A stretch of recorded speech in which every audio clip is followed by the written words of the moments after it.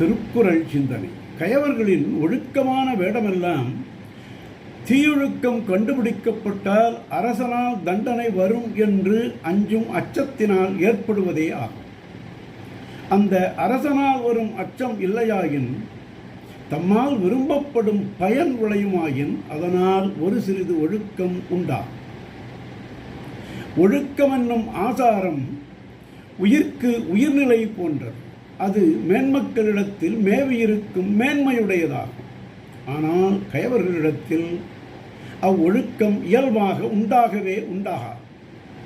ஆகவே கயவர்கள் அச்சப்பட்டும் ஆசைப்பட்டும் மட்டுமே வஞ்சகமாக ஒழுக்கமென்னும் பண்பினை கைக்கொள்வார்கள் என்று கயமை அதிகாரத்தில் தெய்வப்புலவரும் அச்சமே கீழ்களது ஆசாரம் எச்சம் அவா உண்டேல் உண்டாம் சிறிது என்றார்.